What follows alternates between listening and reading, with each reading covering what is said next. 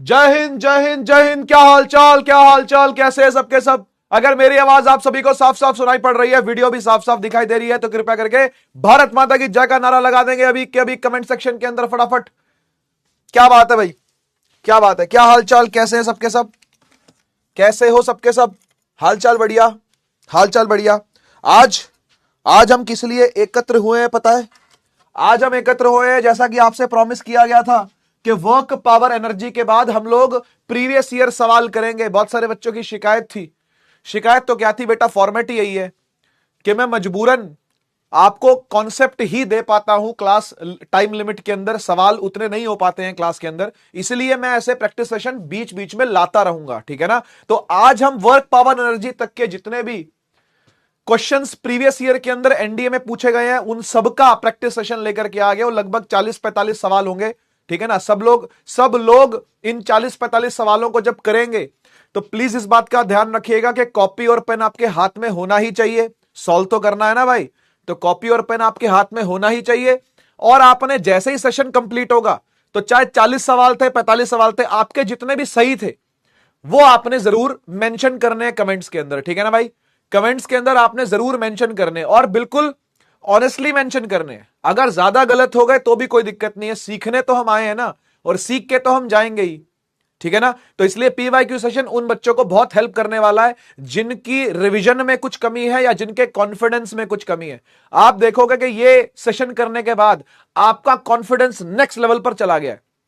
अलग ही लेवल का कॉन्फिडेंस आपको आ जाएगा, आपको दिख जाएगा लेवल क्या है एनडीए का, है ना, और आपका लेवल क्या है। ये दोनों के लेवल को मैच करना, ये दोनों का लेवल मैच हो पा रहा है या नहीं हो पा रहा, इसकी जानकारी आपको मिल जाएगी, है ना। और कितनी मेहनत आपको करनी है उस लेवल तक पहुंचने के लिए, ये भी आपको जानकारी मिल जाएगी। तो इसलिए पीवाईक्यू सेशन बार बार लाता रहूंगा, ठीक है ना। क्या क्या इंक्लूडेड है इसके अंदर मैं लिख देता हूं।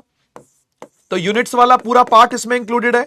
इसके अलावा काइनामेटिक्स पूरी इंक्लूडेड है। काइनामेटिक्स का मतलब होता है 1D और 2D, ठीक है, 1D और 2D। इसके अलावा वेक्टर्स, वेक्टर के जो सवाल है वो भी, ठीक है ना। और इसके अलावा Newton's laws of motion NLM भी, ठीक है, और वर्क पावर एनर्जी भी, ठीक है ना। ये सारे सवाल इसके अंदर है। लगभग 40-45 सवाल होंगे, है ना, 40 या 45 के बीच में होंगे। मुझे नहीं पता कितने हैं एग्जैक्टली, मुझे याद नहीं, ठीक है ना, लेकिन जितने भी होंगे आपको लिखना है कि आपके कितने सही हुए हैं, ठीक है। तो स्टार्ट करें, स्टार्ट करें। पोल लगा हुआ है, सवाल आपके सामने आएगा। मैं हिंदी नहीं करूंगा, आपने खुद ने उसकी हिंदी करनी है, ठीक है। मैं यहां पर समय लगा दूंगा क्वेश्चन के हिसाब से। 30 सेकंड का भी हो सकता है, 45 सेकंड का भी हो सकता है और 60 सेकंड का भी हो सकता है, डिपेंड करता है क्वेश्चन का लेवल क्या है, ठीक है ना। और जैसे ही वो कंप्लीट हो जाएगा उसके बाद मैं उसको समझा दूंगा। क्लियर है बात, ठीक है। चलो देखते हैं फिर कौन कौन सारे के सारे सवाल करता है, ठीक है ना। टॉपिक क्या कवर हो रहा है आज भाई? आज हम पीवाईक्यू लेकर के आए हैं, ठीक है। पीवाईक्यू का सेशन नंबर 1 है। ऐसे लगभग 2 से 3 सेशन में लेता ही लेता हूं, ठीक है ना, हर बार लेता हूं, ठीक है ना। 3 सेशन तो मिनिमम है, हो सकता है 4 भी आपको मिले, ठीक है। चलिए स्टार्ट करते हैं। सवाल आपके सामने आया, ठीक है। इसको ज्यादा समय नहीं देते, 45 सेकंड का ही समय देते हैं, ठीक है। तो ट्राई करिए आप।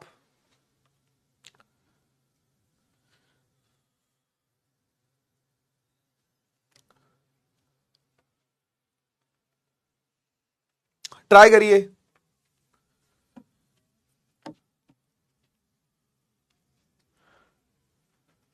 ठीक है बेटा, गलत होगा तो जाहिर सी बात है कि कॉन्फिडेंस नीचे जाएगा, लेकिन ऐसा सोचना, ऐसा माइंडसेट बनाना अपना कि भाई हम सीखने आए हैं, गलतियां तो होंगी, है ना, सीखते हुए गलतियां तो होती ही हैं।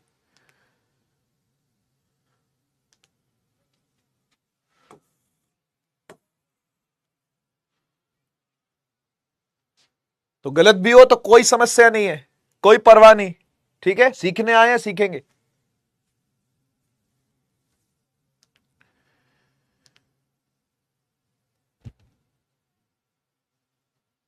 चलिए, समय होता है समाप्त।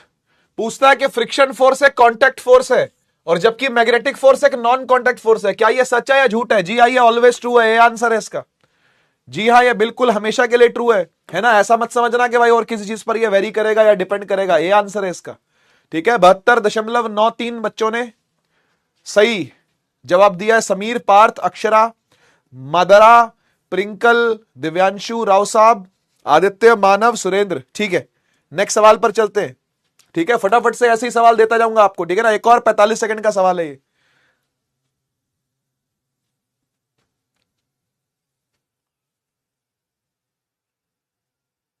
एक की जगह सी मार्क हो गया। अरे बेटा जल्दी में मार्क देखो, हमेशा ना एक्यूरेसी पर ध्यान दो, ठीक है, एक्यूरेसी पर ध्यान दो, स्पीड पर ध्यान मत दो, ठीक है। आप लोग क्या करते हो पता है, हमारा नाम आ जाए टॉप 10 में, हमारा नाम आ जाए, नाम आ जाए से बड़ा काम हो जाए, सबसे पहले ये ध्यान दो।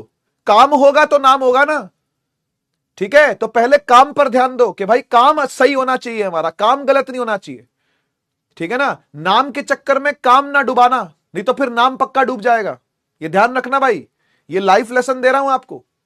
नाम के चक्कर में अपने काम को मत डुबाना, अगर काम डूब गया तो नाम पक्का डूब जाएगा, और अगर काम सही हुआ ना तो नाम एक ना एक दिन जरूर हाईलाइट हो जाएगा, ठीक है।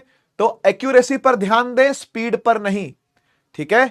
चलिए समय समाप्त हो रहा है लगभग। लाइट ईयर किस चीज का यूनिट है भाई, सबसे पहली क्लास में आपको बताया गया था कि बहुत बड़ी बड़ी जो दूरियां होती हैं, है ना, उनको नापने के लिए लाइट ईयर यूज होता है, ठीक है। लाइट लाइट एक साल में कितना दूर निकल गई है, लाइट एक साल में कितना दूर निकल गई है, उसी को लाइट ईयर कहते हैं, ठीक है ना। तो ये क्वेश्चन फिजिक्स का पहले पहले चैप्टर का है, इसका आंसर है 1 ओनली डी, ठीक है। ये सब सवाल बेटा पीवाईक्यू में कभी ना कभी आए हुए हैं, 62% बच्चों ने दिया है।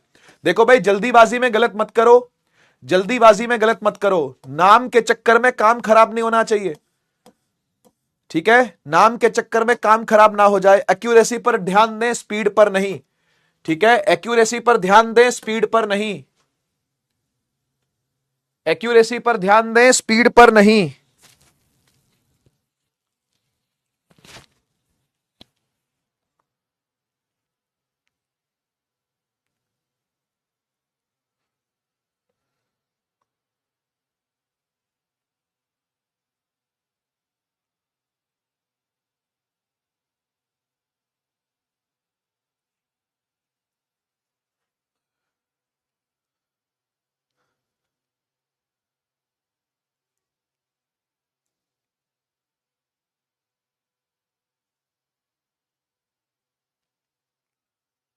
आज सिर्फ पीवाईक्यू करेंगे, और पीवाईक्यू से ही हमारा रिवीजन भी होगा, और पीवाईक्यू से हमको लेवल भी पता चलेगा, ठीक है ना।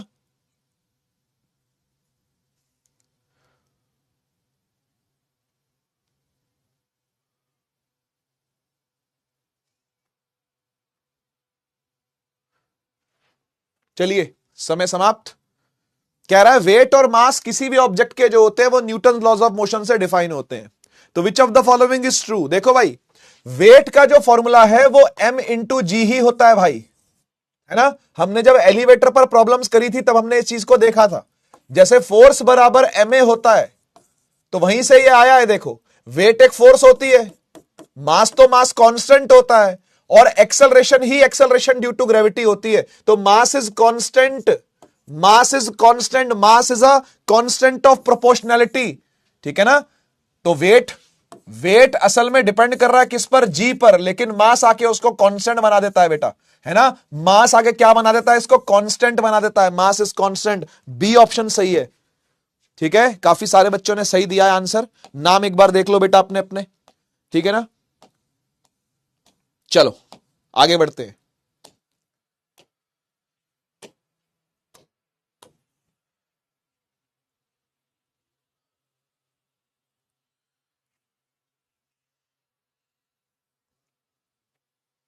ये सवाल किस ईयर आया था बेटा, ये 2013 से लेकर के और 2021 या 22 तक के सारे सवाल हैं, ठीक है ना। ये मैं अपडेट करता रहता हूं, लेकिन लास्ट ईयर से अपडेट नहीं करेगा, क्योंकि लास्ट ईयर वाला मैं अलग से करवाऊंगा आपको, ठीक है। लास्ट ईयर वाले जो पेपर थे ना वो मैं अलग से करवाऊंगा आपको बाद में, जब सारा कोर्स हो जाएगा, इसलिए 2021 तक के सारे सवाल है इसमें।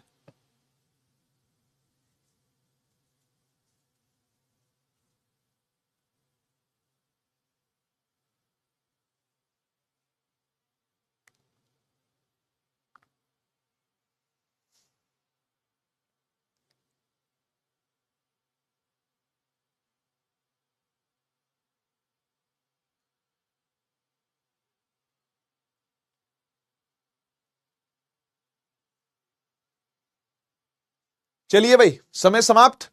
फंडामेंटल लॉज ऑफ फिजिक्स क्या क्या होते हैं भाई? 5 कंजर्वेशन के लॉज याद है ना? Conservation of mass, conservation of energy, conservation of charge, conservation of momentum और कंजर्वेशन ऑफ एंगुलर मोमेंटम। पहले लेक्चर में करवाए थे, फर्स्ट लेक्चर में करवाए थे, है ना? है ना? तो conservation of energy, momentum and charge, the answer is D, है ना? बाकी सबके आगे non conservation, charge, momentum, energy लिखा हुआ वो सही नहीं है, ठीक है ना? डी आंसर सही है। अरे वाह क्या बात है भाई, नाम देख लो बेटा, ठीक है? चले, चलिए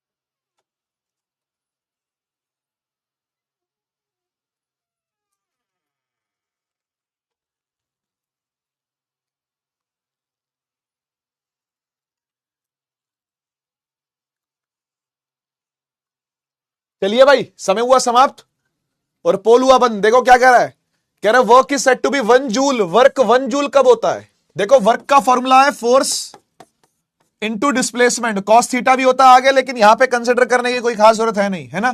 तो वर्क 1 जूल कब होगा भाई? जब फोर्स 1 न्यूटन होगी और डिस्प्लेसमेंट 1 मीटर होगी। यहां पर ऐसा कहां हो रहा है? यहां पर ऐसा कहां हो रहा है भाई? ये 4 न्यूटन है, 25 सेंटीमीटर है, 2 न्यूटन है, 1 ये सेंटीमीटर में है भाई। सी आंसर नहीं होगा।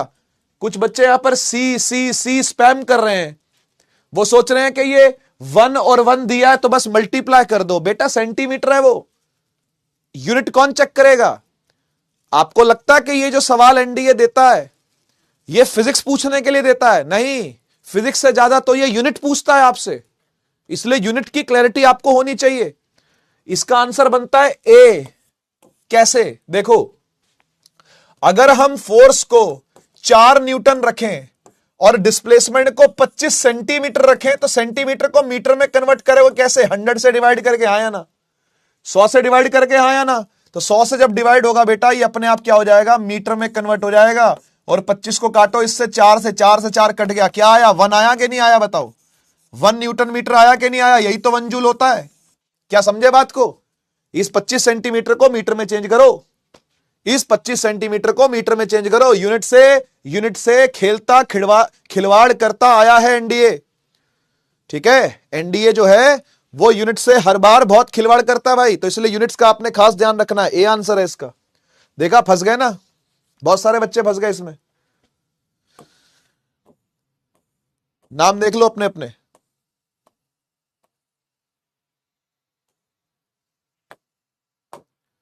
चलिए, लो जी, आराम से ऑप्शन पढ़ो एक एक। गलत हो गया, इतना हंस क्यों रहा है फिर? गलत होने पे इतना हंस क्यों रहा है?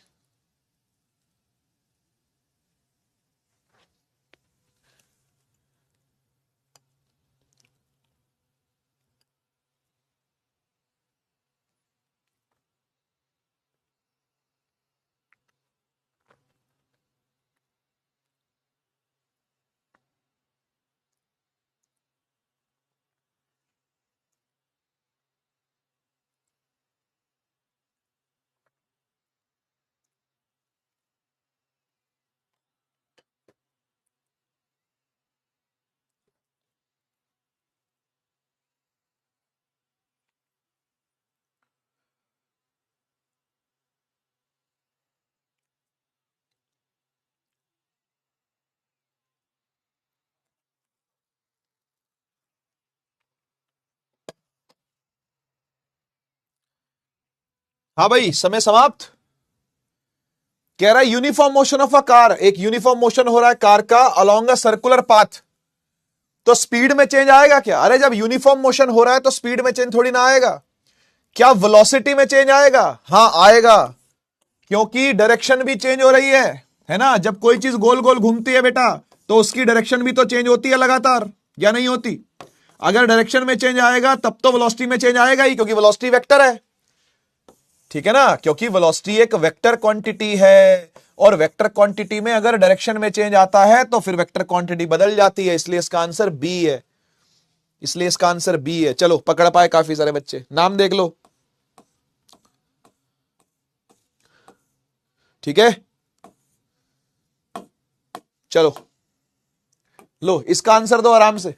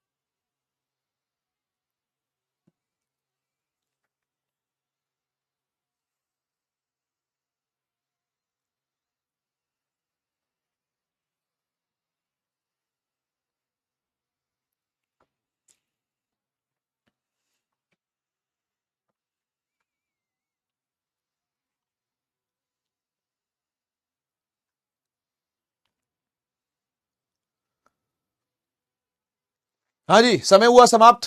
क्या कह रहा है भाई? कह रहा है कि एनर्जी ट्रांसफर का करेक्ट सीक्वेंस बताओ जब एक सेब गिर रहा हो ग्राउंड पे। देखो जब सेब अपनी हाइट पर था, है ना, जब सेब अपनी हाइट पर था, ये सेब है मान लो, ठीक है ना, अब सेब ठीक है, ये अपनी जब हाइट पर है तो इसके पास कौन सी एनर्जी है? पोटेंशियल। जब ये गिरेगा, है ना, तो पोटेंशियल एनर्जी किस में चेंज होगी? काइनेटिक में, है ना। मोशन आना स्टार्ट होएगा ना भाई, मोशन आना स्टार्ट होएगा तो पोटेंशियल किस में आएगी बेटा? काइनेटिक में आएगी। अच्छा, उसके बाद जब ये एयर में चल रही होगी तो अपनी कुछ एनर्जी एयर के अंदर भी देगी। अगर हम रियलिस्टिक सिचुएशन की बात करें तो पोटेंशियल काइनेटिक में तो कन्वर्ट हुई हुई, एयर को भी तो डिस्प्लेस कर रही है, एयर को भी तो गर्म करेगी जब वो नीचे आएगी, है ना, काटेगी ना एयर को, सही बात है, ठीक है। तो ग्रेविटेशन पोटेंशियल एनर्जी से काइनेटिक आई, काइनेटिक से हीट आई, ठीक है। अब उसके बाद क्या होगा? जब ये नीचे गिरेगा, सेब ग्राउंड पे जब गिरेगा, ठीक है ना, तो कुछ हीट यहां भी जनरेट करेगा और उसके बाद साउंड भी निकलेगी, है ना भाई। तो इसलिए आंसर सी सबसे सही है। पोटेंशियल एनर्जी चेंज हुई काइनेटिक में, काइनेटिक चेंज हुई heat energy to the air, है ना, और हीट एनर्जी कुछ ग्राउंड को भी मिली और फिर उसके बाद साउंड में भी कन्वर्जन हुआ, इसलिए सी आंसर एकदम अप्रोप्रिएट है भाई इसका, ठीक है। चलो काफी सारे बच्चों ने सी ही डाला आंसर। नाम देख लो फटाफट, हितेश, निखिल, अविनाश। 30 सेकंड का समय।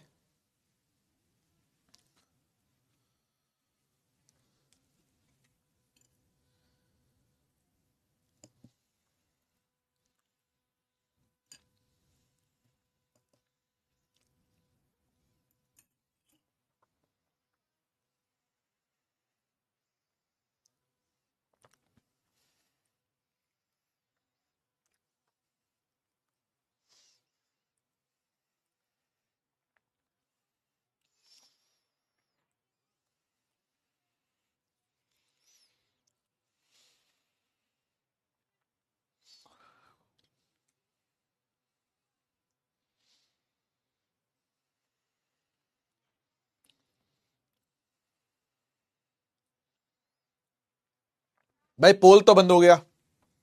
ये पूछ रहा है कि कंजर्वेटिव फोर्स कौन सी नहीं है। कंजर्वेटिव फोर्स कौन सी होती है? कंजर्वेटिव फोर्स वो फोर्स होती है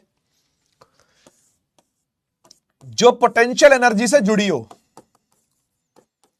अब आप मुझे बताओ, मैंने आपको बहुत सारी पोटेंशियल एनर्जी बताई हुई है ना। मैंने आपको बताई है कि एक इलेक्ट्रिक पोटेंशियल एनर्जी होती है, एक ग्रेविटेशनल पोटेंशियल एनर्जी होती है और एक स्प्रिंग पोटेंशियल एनर्जी होती है। मैंने कोई आपको फ्रिक्शनल पोटेंशियल एनर्जी बताई क्या आज तक? क्या मैंने आपको फ्रिक्शनल पोटेंशियल एनर्जी बताई क्या आज तक? नहीं बताई ना। तो फ्रिक्शन फोर्स से जुड़ी हुई कोई पोटेंशियल एनर्जी नहीं होती, इसलिए यही नॉन कंजर्वेटिव फोर्स है। समझ गए ना? ये सब कंजर्वेटिव है बेटा, ठीक है। कंजर्वेटिव फोर्स वो फोर्स होती हैं, कंजर्वेटिव फोर्स वो फोर्स होती हैं जिनके अगेंस्ट अगर वर्क डन किया जाता है तो वो पोटेंशियल एनर्जी में स्टोर हो जाती है। फ्रिक्शन के अगेंस्ट अगर आप काम करोगे तो वो पोटेंशियल एनर्जी में स्टोर नहीं होता, इसलिए इसका आंसर ए है, ठीक है। नॉट अ कंजर्वेटिव पूछा था ना, नॉट अ कंजर्वेटिव फोर्स पूछा था बेटा।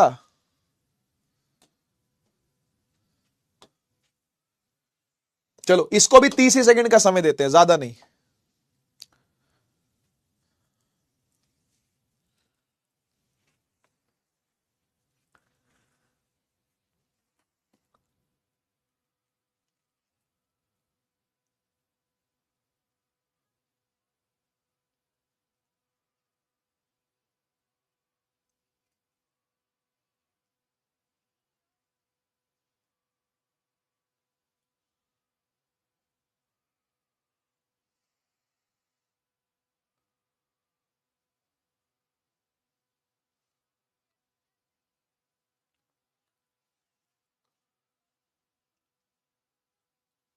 हाँ जी, क्या लग रहा है आंसर ए है या सी है?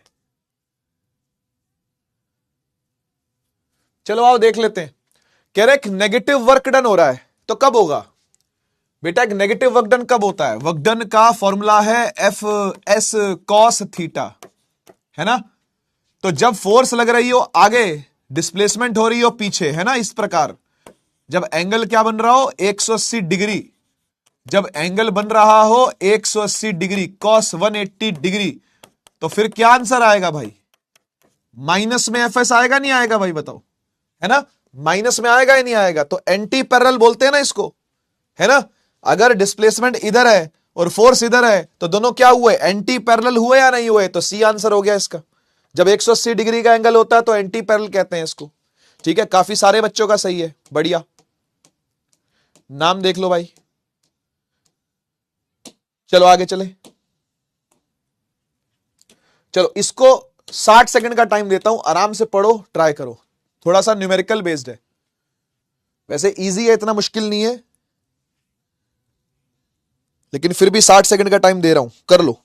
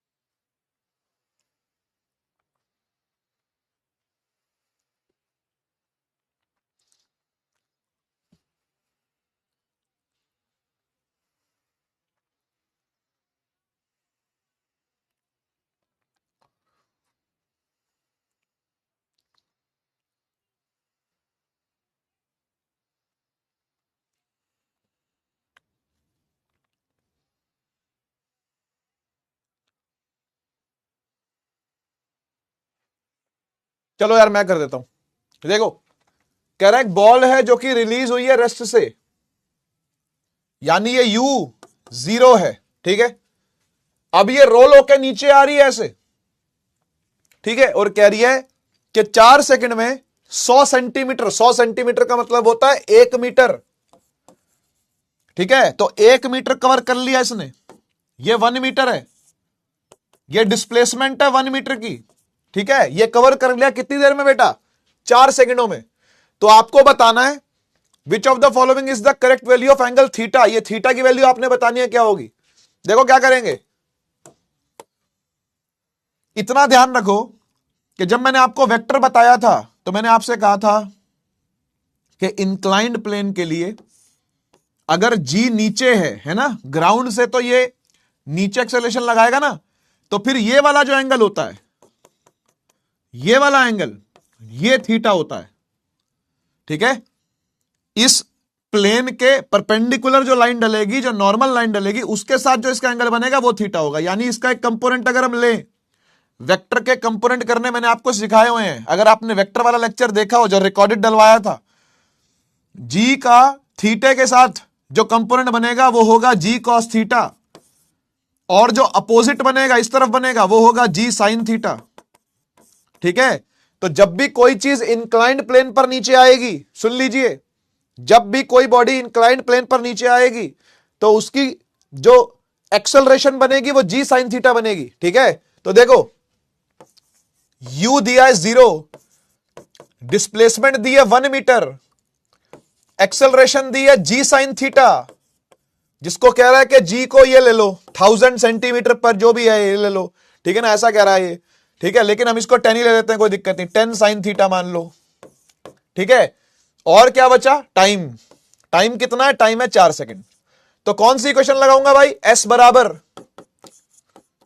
ut plus half a t square. S कितना है, 1 है, u 0 है, ये पूरा 0 हो गया। ठीक है, प्लस हाफ, एक्सेलरेशन कितनी है बेटा, 10 साइन थीटा, और टाइम कितना है, टाइम है 4, 4 का स्क्वायर होगा 16, 4 का स्क्वायर होगा 16, ये कट गया 8 से, तो ये आ गया 1 इज इक्वल टू, ये तो 0 था, 8 10 80 साइन थीटा, 80 साइन थीटा, 80 चला गया नीचे तो 1 divide by 80 is sine theta. तो थीटा इज इक्वल टू क्या आ गया भाई, साइन इनवर्स, है ना, इनवर्स ट्रिग्नोमेट्री, साइन इधर ले जाओ, 1 divide by 80, theta is equal to sine inverse 1/80। ठीक है, एक बार फिर से सुन लो एक्सप्लेनेशन, एक बार फिर से सुन लो बेटा। जब जी नीचे की तरफ हो तो प्लेन के साथ वाला जो एक्सेलरेशन का कंपोनेंट आता है, जी का कंपोनेंट आता है, वो जी साइन थीटा आता है। यानी बॉडी को जो नीचे एक्सेलरेट करवा रही है वो जी साइन थीटा की एक्सेलरेशन है ना। बाकी सबको आप जानते ही हो, यू गिवन है, एस गिवन है, टी, बाकी सब चीजें गिवन ही है। तो फॉर्मूला में पुट करी, इक्वेशन में पुट करी और निकाल दिया, खत्म।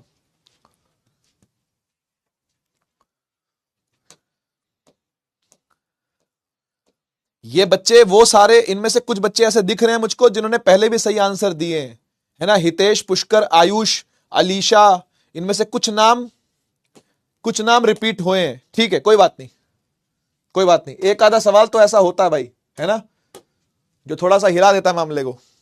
कोई बात नहीं, अगला ट्राई करो।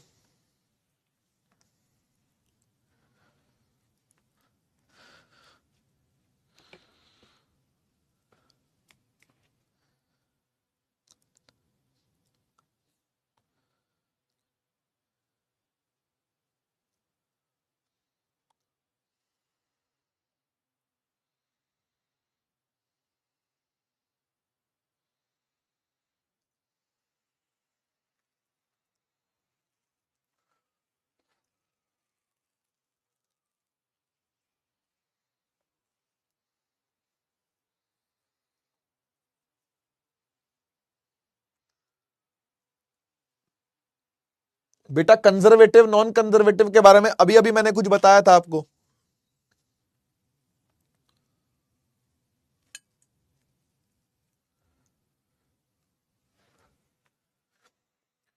देखो नॉन कंजर्वेटिव आपको दिखे, आप फ्रिक्शन पर इजीली टिक मार सकते हो। मैकेनिकल का पता क्या दिक्कत है, पक्के से नहीं कह सकते, पक्के से नहीं कह सकते। मैकेनिकल फोर्स कभी कभी स्प्रिंग भी तो मैकेनिक्स का पार्ट है, स्प्रिंग भी तो मैकेनिकल काम कर सकता है, तो इसलिए मैकेनिकल के बारे में हम ठीक ठीक नहीं कह सकते, लेकिन फ्रिक्शन के बारे में पक्का कह सकते हैं। ठीक है ना, तो इसलिए ए आंसर एकदम सही बैठता है इसका, है ना। कंफ्यूज मत होना मैकेनिकल और फ्रिक्शनल में, बाकी तो दोनों आपको पता ही है। इलेक्ट्रिक भी पोटेंशियल एनर्जी से जुड़ी हुई है, ग्रेविटेशनल भी पोटेंशियल एनर्जी से जुड़ी हुई है। ठीक है ना,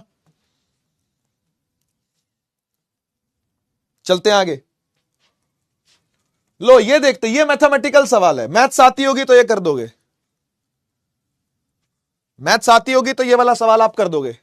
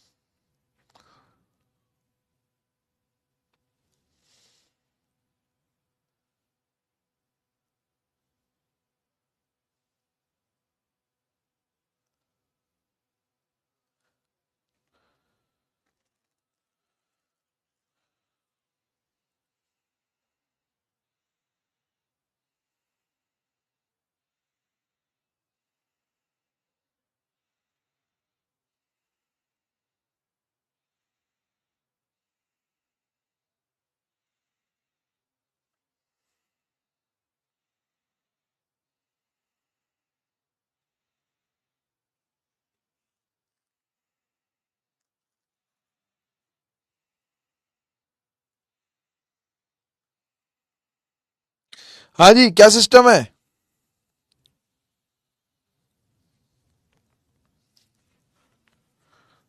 पकड़ पाए?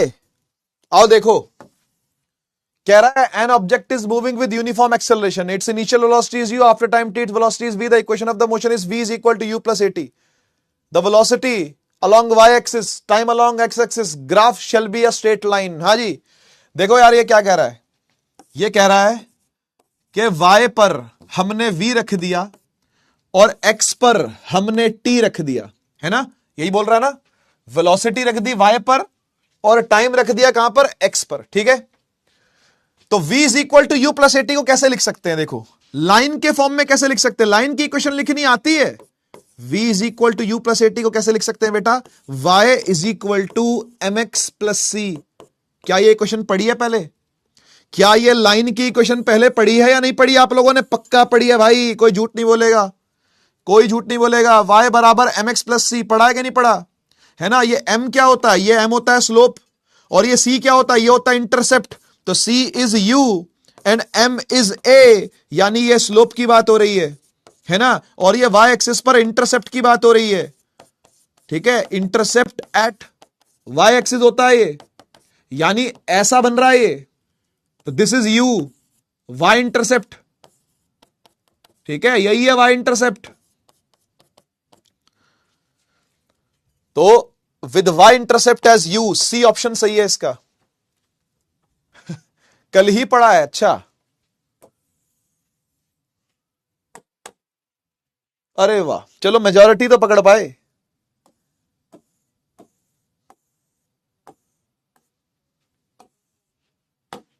आगे चलते हैं, चलिए ट्राई करिए भाई।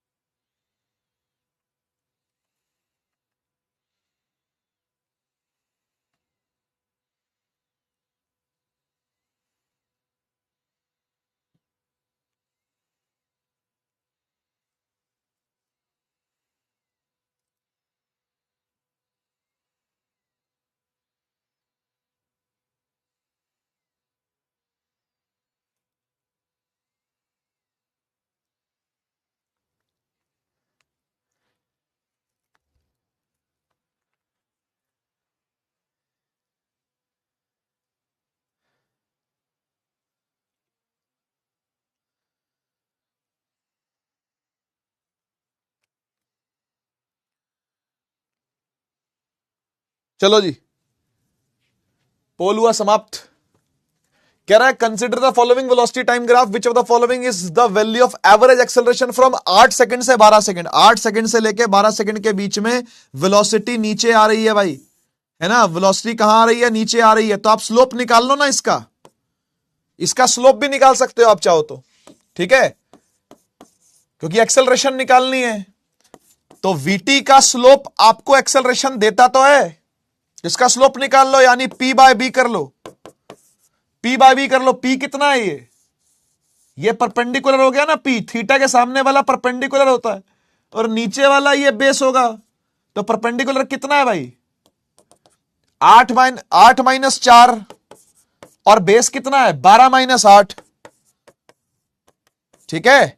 8 माइनस 4 कितना आ गया, 4, 12 में से 8 गए तो भी 4 ही आ गया। तो एक्सेलरेशन क्या आ गई बेटा, 1 आ गई, लेकिन माइनस में, ठीक है ना, माइनस में 1 आ गई, क्योंकि असल में स्लोप तो ये लेते हैं ना भाई, ये तो माइनस थीटा है कि नहीं। टेन तो वैसे भी नेगेटिव ही होता है सेकंड क्वाड्रेंट में, सेकंड क्वाड्रेंट में टेन तो वैसे भी नेगेटिव ही होता है ना। एएसटीसी रूल याद है, all school to college add sugar to coffee, जो मर्जी कह लो उसको, है ना।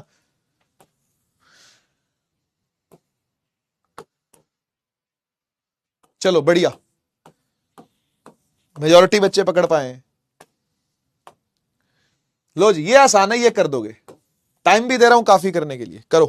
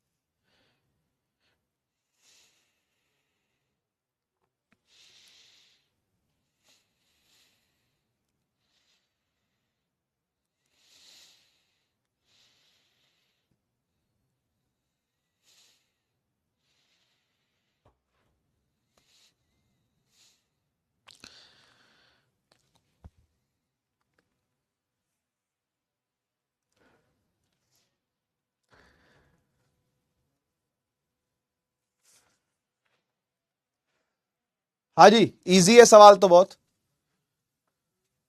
Figure shows above gives the time versus position graph. ये टी एक्स ग्राफ दे रखा है, उल्टा ग्राफ है ये, एक्स टी नहीं है ना। अगर ये डिस्प्लेसमेंट टाइम या पोजीशन टाइम ग्राफ होता है ना, और फिर ये पूछता कि किसका स्लोप ज्यादा है, किसकी स्पीड ज्यादा है, तो जिसका स्लोप ज्यादा होता उसकी स्पीड ज्यादा होती। लेकिन ये उल्टा ग्राफ है, ये उल्टा ग्राफ है, तो ए की स्पीड सबसे ज्यादा होगी और बी की उससे कम होगी, सी की सबसे कम होगी, क्योंकि उल्टा ग्राफ है भाई, तो वी ए बड़ा होगा। समझ पा रहे हो बात को बेटा? ये एक्स टी ग्राफ नहीं है, ये टी एक्स ग्राफ है, टी एक्स उल्टा ग्राफ है, ये उल्टा ग्राफ है, ठीक है। यहां पर बी का स्लोप ज्यादा है, स्लोप बी का ज्यादा है ए से, तो v की वेलोसिटी ज्यादा होगी a से, लेकिन यहां पर a की वेलोसिटी ज्यादा होगी b से, ठीक है जी। उल्टा है ये ग्राफ, तो इसलिए बी ऑप्शन सही है।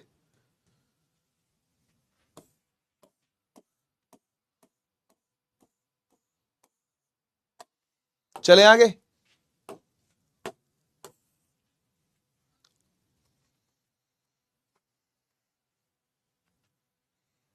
सही किया है मैंने, वाह भाई वाह, बहुत बढ़िया, बच गया लास्ट में, सही कर दिया, बढ़िया बढ़िया, वेरी गुड।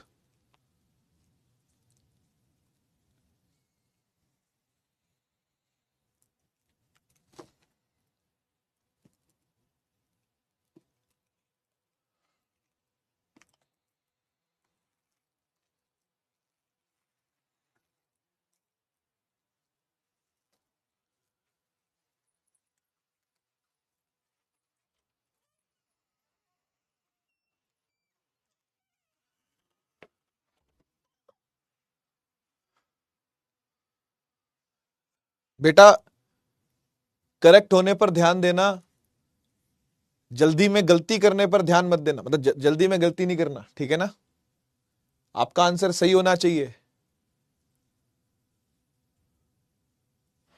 चलो देखें, कह रहा है वीटी ग्राफ है, वेलोसिटी वर्सेस टाइम ग्राफ है। वीटी ग्राफ दे रखा है, एक्सेलरेटेड और डिसेलरेटेड मोशन कहां कहां पर हो रहे हैं। देखो एक तो ए से बी जब जा रहा है तो स्पीड घट रही है ना, यहां पर स्पीड ज्यादा है और यहां पर स्पीड कम है, तो ये डिसेलरेटेड मोशन है। और सी पर कम है और डी पर ज्यादा है, तो ये कैसा, ये एक्सेलरेटेड मोशन है। तो एक्सेलरेशन हो रही है सीडी में और डिसेलरेशन हो रही है ए बी में। अगर रिस्पेक्टिवली देखेंगे तो C D A B answer है इसका, C D A B, C answer है इसका, सी डी ए बी है ना, सी आंसर है। क्या बात है भाई, बहुत सही, बहुत बढ़िया बहुत बढ़िया।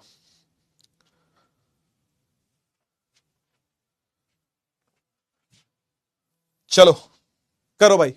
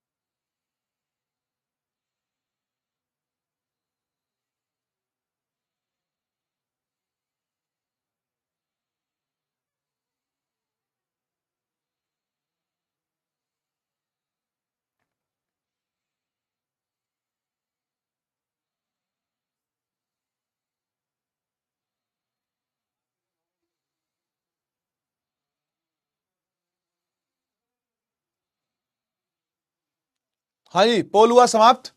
क्या कह रहा है ये, कह रहा है N object moves at a non zero, मतलब नॉन जीरो का मतलब होता है कि कांस्टेंट एक्सेलरेशन कुछ है, नॉन जीरो का मतलब कि जीरो नहीं है, यानी कुछ है।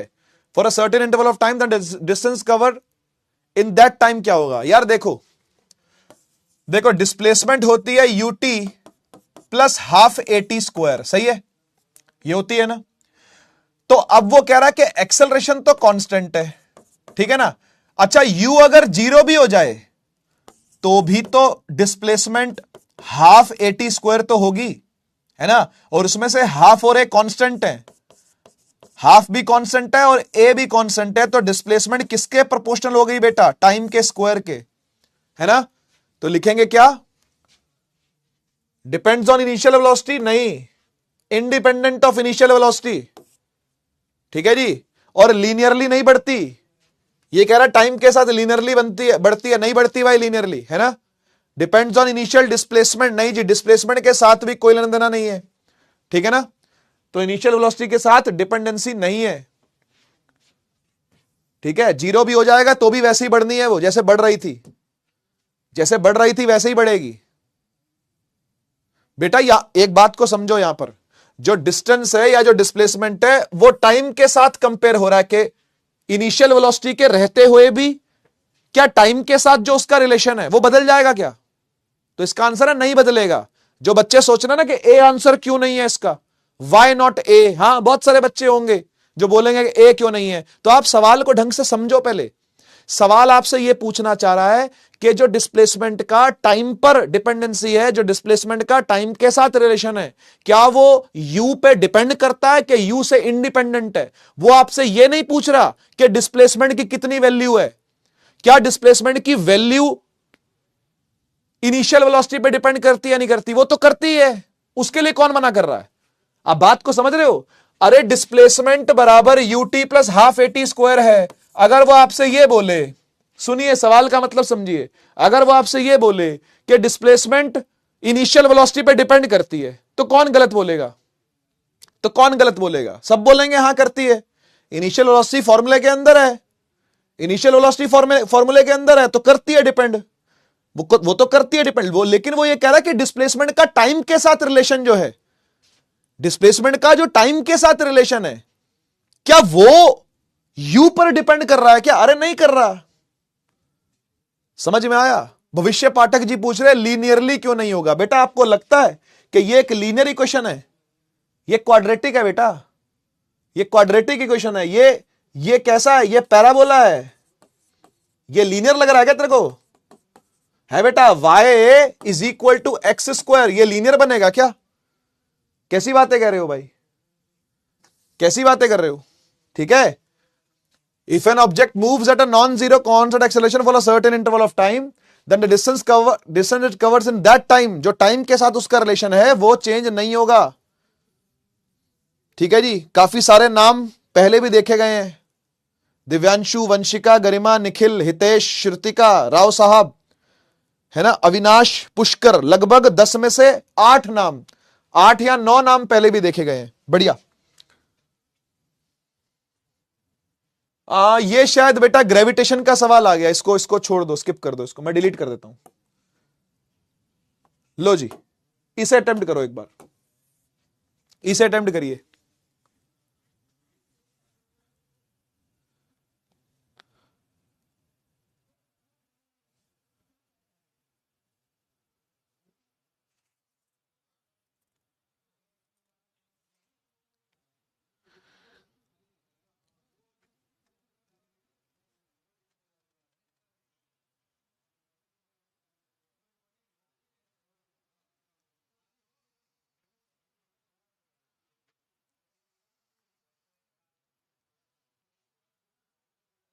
बेटा जो आपके बड़े भैया दीदी हैं उन्होंने इतिहास रच दिया है। सीडीएस के अंदर भी डिफेंस वाला से रैंक नंबर 5 आई है हमारी, है ना। एक बार एनडीए में भी हमारा रैंक 1 आया था, फिर अगली बार रैंक 2 आया था, रैंक 6 आया था, इस बार सीडीएस में रैंक 5 आ गया है ना भाई। तो कॉन्ग्रेचुलेशंस आपको भी, हमको भी, इसी तरीके से मेहनत करते रहिए, है ना। और बढ़िया बढ़िया रैंक ला करके डिफेंस वाला का भी और अपना भी, परिवार का, गांव का, समाज का नाम रोशन करते रहिए। ठीक है जी। इंस्पिरेशन लेनी चाहिए ऐसे लोगों से। एक गाड़ी है, स्टार्ट हो रही है बेंगलुरु से, 50 किलोमीटर जा रही है टुवर्ड्स साउथ। मान लो यहां बेंगलुरु है, तो यहां से 50 किलोमीटर नीचे चली गई, 50 किलोमीटर साउथ चली गई, ठीक है। और इमीडिएटली टर्न होकर के वापस बेंगलुरु चली गई। अच्छा जी, इमीडिएटली टर्न हुई और वापस बेंगलुरु पहुंच गई, ठीक है। द टाइम टेकन कुछ हुआ 2 घंटे का, तो मैग्नीट्यूड ऑफ एवरेज वेलोसिटी बताना है कितना होगा बेटा? 0 होगा। वेलोसिटी होती है डिस्प्लेसमेंट अपॉन में टाइम, और डिस्प्लेसमेंट 0 है तो फिर वेलोसिटी भी 0 ही होगी। है ना, कुछ बच्चे फंस गए। लेकिन बात को समझो, वेलोसिटी पूछी गई है बेटा, स्पीड नहीं पूछी गई। एवरेज स्पीड नहीं पूछी है, एवरेज वेलोसिटी पूछी गई है। नाम पढ़ लो।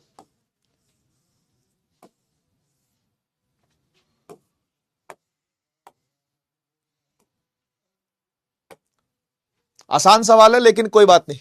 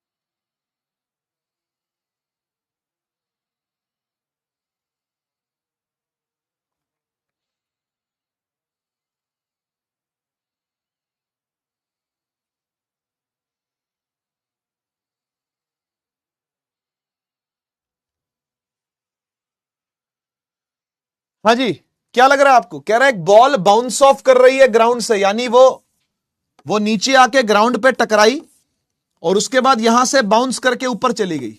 ठीक है, नीचे आके टकराई और ऊपर चली गई, फिर से नीचे आई और ऊपर चली गई। ठीक है, और ऐसा मानो कि कोई एनर्जी का लॉस नहीं हुआ, फ्लोर ने कोई एनर्जी नहीं खाई, फ्लोर ने कोई एनर्जी का लॉस नहीं लिया, तो उसकी स्पीड में कोई चेंज आएगा? उसकी स्पीड में कोई चेंज आएगा? नहीं आएगा। क्या उसके मोमेंटम में चेंज आएगा? देखते हैं। क्या उसकी काइनेटिक एनर्जी में चेंज आएगा? जी नहीं, कोई चेंज नहीं आएगा, क्योंकि एनर्जी लॉस तो हुई नहीं। जितनी काइनेटिक एनर्जी से गिरी थी बेटा, उतनी ही काइनेटिक एनर्जी से उठेगी। क्या कोई पोटेंशियल एनर्जी में लॉस आएगा? जी नहीं, पोटेंशियल एनर्जी में भी लॉस नहीं आएगा, क्योंकि भाई एनर्जी का कोई लॉस नहीं लिखा हुआ यहां पर। कह रहा है कोई लॉस नहीं हुआ एनर्जी का, तो फिर इसका आंसर बनता है मोमेंटम। अब वो क्यों बनता है सुनो, अब मोमेंटम आंसर क्यों बनता है सुनो। देखो, मोमेंटम होता है मास और वेलोसिटी का मल्टीप्लिकेशन, है ना, मास और वेलोसिटी, और जो डायरेक्शन वेलोसिटी की होती है वही डायरेक्शन मोमेंटम की होती है। तो समझो, जब बॉल नीचे गिर रही है तो नीचे की तरफ वेलोसिटी है, और जब बॉल ऊपर उठ रही है तो ऊपर की तरफ वेलोसिटी है। एक बार वेलोसिटी माइनस में है, एक बार वेलोसिटी प्लस में है, तो एक बार मोमेंटम भी माइनस में होगा और एक बार मोमेंटम भी प्लस में होगा। समझ रहे हो ना भाई? तो यस, मोमेंटम का साइन चेंज हो रहा है, इसलिए मोमेंटम में चेंज आ रहा है। ठीक है, वेलोसिटी का साइन चेंज हो रहा है, इसलिए मोमेंटम का साइन चेंज हो रहा है, इसलिए मोमेंटम में चेंज आ रहा है। बाकी किसी में चेंज नहीं है, बाकी किसी में चेंज नहीं है। जितनी स्पीड से गिरी थी उतनी उठी है, क्योंकि कोई लॉस नहीं हुआ। और एनर्जियों का लॉस वैसे भी लिखा है कि नहीं हो रहा, है ना। तो मुझे पता नहीं आपने सी और डी क्यों मारा, मुझे समझ नहीं आ रहा कि आपने सी और डी क्यों मारा। अपना नाम यहां लाने के लिए बेटा आंसर गलत मत करो।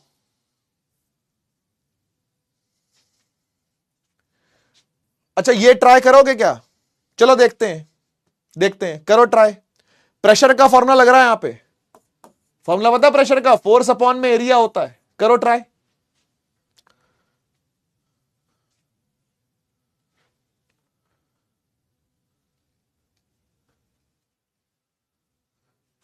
करेक्टनेस पर ध्यान दें, जल्दीबाजी पे नहीं। एक्यूरेसी पे ध्यान दें, स्पीड पे नहीं।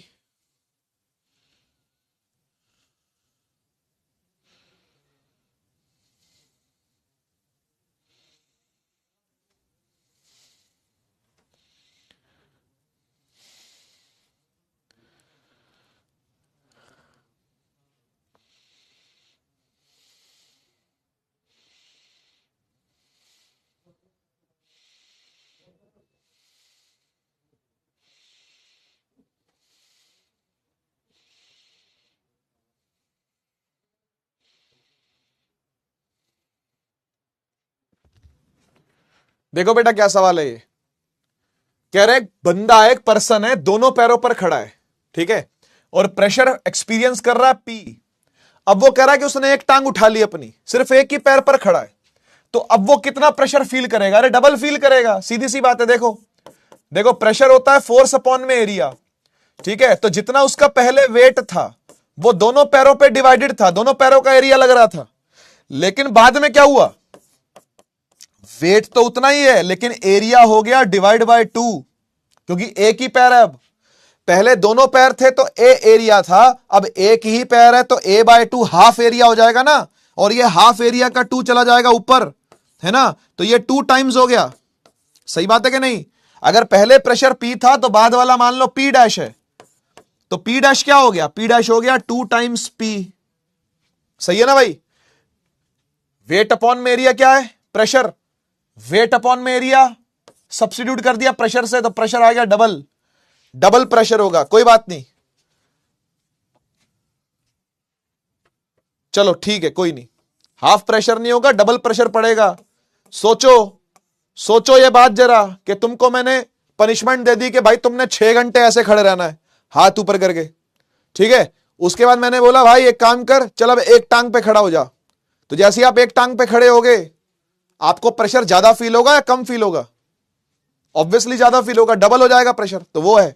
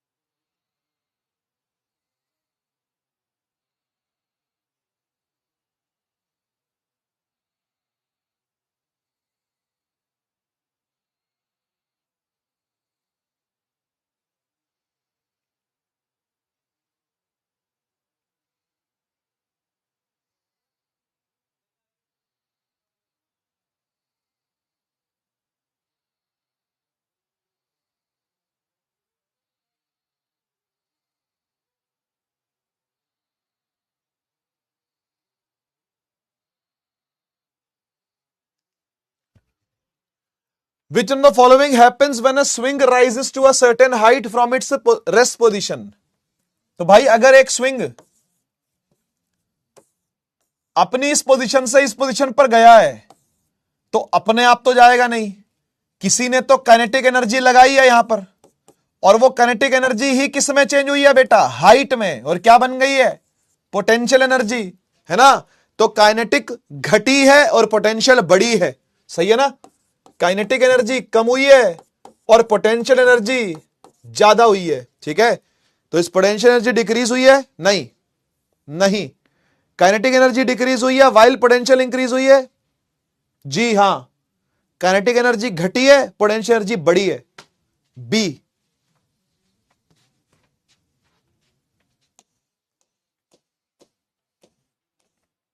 ठीक है,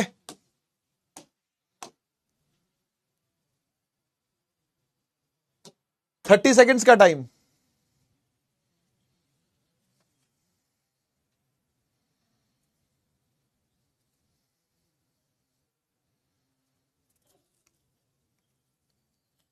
इसका बिल्कुल सिमिलर सवाल आपने अभी अभी किया था जिसमें विवाद खड़ा कर रहे थे।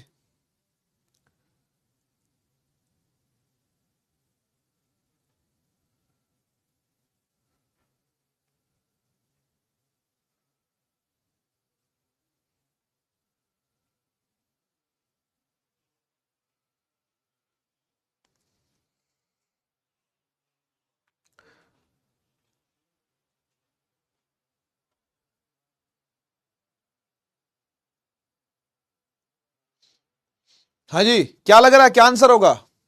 डिस्प्लेसमेंट टाइम ग्राफ किसी पार्टिकल का अगर कांस्टेंट फोर्स लगती रहे, तो देखो कांस्टेंट फोर्स का मतलब होता है कांस्टेंट एक्सेलरेशन भी लगती रहे, तो है ना, और कांस्टेंट एक्सेलरेशन लगेगी तो आप S is equal to u t plus half a t square लगा सकते हो, है ना, और S प्रोपोर्शनल किसके होगी, टी स्क्वायर के, and this shows the graph is parabola, graph parabola आएगा, है ना।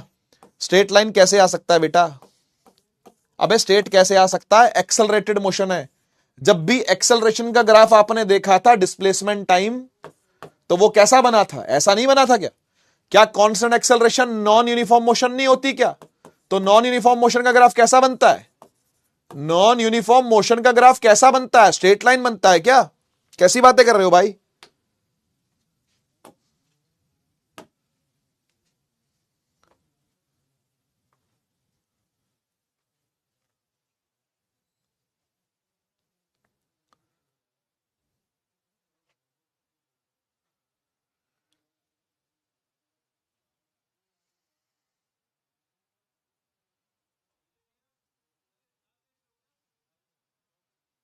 चलिए ट्राई करिए इसको।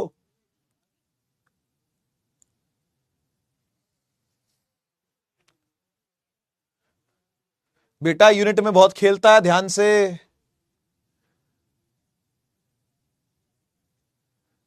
आज का ये सेशन करके ना आपको समझ में आ जाएगा कि माइंडसेट क्या होता है एनडीए का, किस प्रकार के सवाल देता है, कैसी कैसी चीजें पूछता है। एक डाइन कितने ग्राम सेंटीमीटर पर सेकंड स्क्वायर के बराबर है या केजी मीटर पर सेकंड स्क्वायर के बराबर है, आपसे पूछा है। यार एक बात बताओ, एक न्यूटन बराबर कितने डाइन होता है? 10⁵ डाइन होता है कि नहीं होता है ना? एक न्यूटन बराबर 10⁵ डाइन होता है। और एक न्यूटन को ही तो हम लिखते हैं केजी मीटर पर सेकंड स्क्वायर, यही तो 10⁵ डाइन के बराबर है। तो जब यहां से 1 डाइन निकालना होगा तो इसको डिवाइड कर देंगे ना, हां कि ना? कर देंगे या नहीं कर देंगे बेटा? यहां 1 डाइन रह जाएगा। जब 10⁵ को यहां डिवाइड कर दूंगा तो यहां 1 डाइन बचेगा, और 10⁵ नीचे ऊपर जाएगा तो क्या बन जाएगा? 10⁻⁻5 केजी मीटर पर सेकंड स्क्वायर। ये है 1 डाइन के बराबर। ठीक है, 10⁻⁻5 केजी मीटर पर सेकंड स्क्वायर, ये है 1 डाइन के बराबर, यानी द आंसर इज डी। उल्टा हो गया मामला, कोई बात नहीं, it's fine, it happens, it's okay, it's fine, it happens, कोई बात नहीं, कोई बात नहीं। चलो जी ट्राई करिए। एक तरह से ट्रू फॉल्स वाली स्टेटमेंट है, कोई बात नहीं, कोई बात नहीं। बेटा इंडिया वाले ऐसे ही खेलते हैं।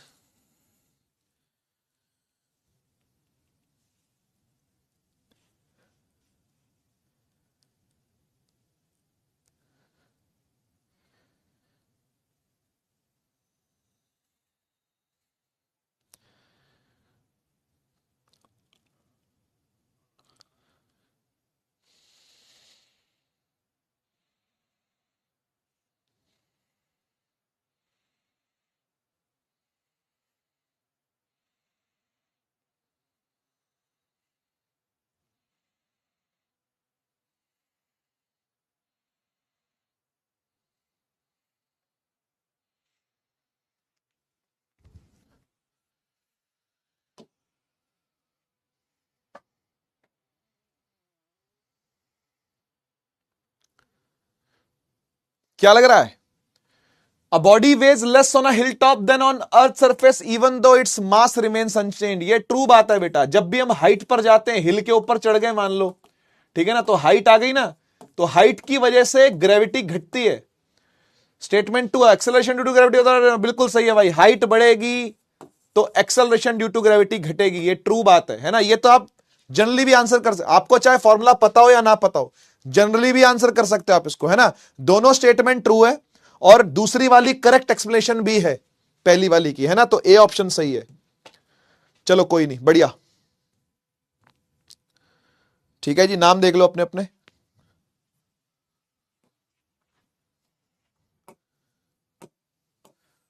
चलिए ट्राई करिए।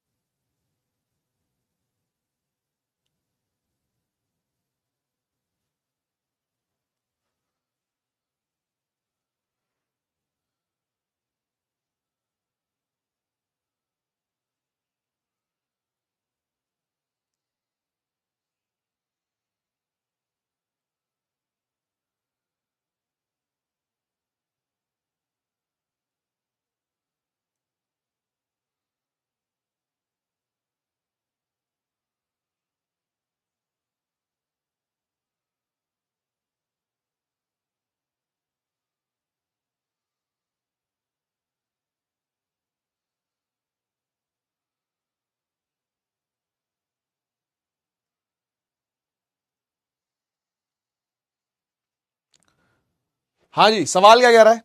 सवाल कह रहा है कि एक बॉल को गोल गोल घुमाया, यूनिफॉर्मली यानी सेम स्पीड से घुमाया, सर्कल में घुमाया है, तो फिर कांस्टेंट वेलोसिटी तो कतई नहीं हो सकती, फॉल्स है ये तो। कांस्टेंट स्पीड हो सकती है, सही बात है, ट्रू है। Ball moves with constant acceleration, क्या एक्सेलरेशन कांस्टेंट हो सकती है? डायरेक्शन चेंज हो रही है। जब कोई चीज गोल गोल घूम रही है तो हां, यह आपकी बात सही है कि सेंट्रीपिटल एक्सेलरेशन लग रही है, लेकिन वो भी तो चेंज हो रही है, उसकी भी तो डायरेक्शन में परिवर्तन आ रहा है कि नहीं आ रहा? उसकी भी तो डायरेक्शन में परिवर्तन आ रहा है या नहीं आ रहा? आ रहा है ना भाई। डायरेक्शन तो कभी इधर है, कभी इधर है, कभी इधर, कभी इधर, कभी इधर, चेंज तो हो रही है। फॉल्स है ये? हां, ये सही है। मैग्नीट्यूड ऑफ एक्सेलरेशन जो होगा वो कांस्टेंट रहेगा, ट्रू, यानी 2 और 4, डी सही है ना? कुछ बच्चे फंस जाते हैं, कुछ बच्चे कहते हैं यार कांस्टेंट एक्सेलरेशन ही तो, एक्सेलरेशन तो कांस्टेंट होगी। नहीं बेटा, वेक्टर है वो भी, एक्सेलरेशन भी एक वेक्टर है, तो वो भी तो डायरेक्शन पे डिपेंड करेगी। डायरेक्शन चेंज होगी तो एक्सेलरेशन चेंज नहीं होगी क्या?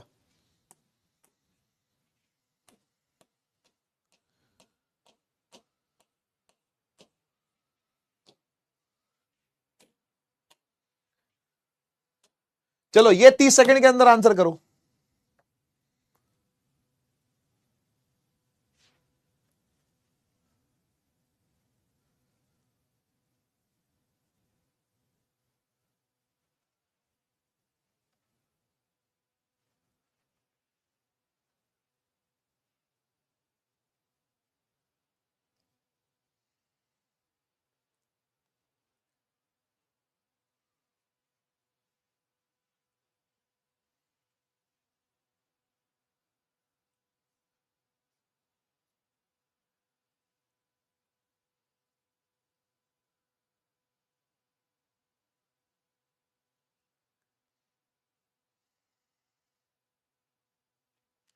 बहुत ही आसान सवाल है भाई, इसके लिए तो पोल भी लगाना शर्म की बात है। 1 न्यूटन बराबर 1 kg मीटर पर सेकंड स्क्वायर। अबे इसमें भी गलती कर गए। केजी बटा मीटर सेकंड स्क्वायर थोड़ी ना होता है, मीटर पर सेकंड स्क्वायर होता है ना एक्सेलरेशन के लिए,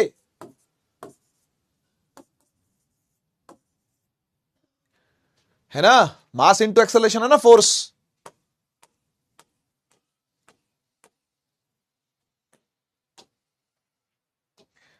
लो जी, वेक्टर पर सवाल है, आसान सवाल है, ट्राई करो, आसान ही आते हैं सवाल।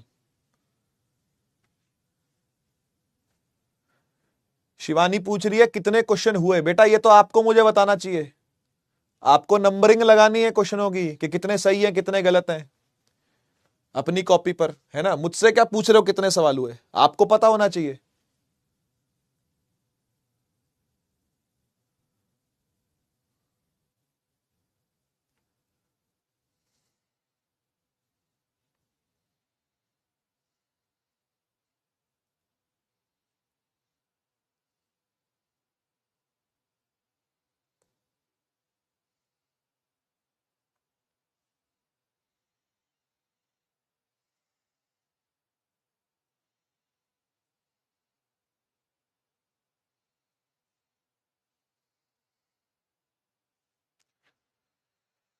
चलिए, समय समाप्त हो गया है।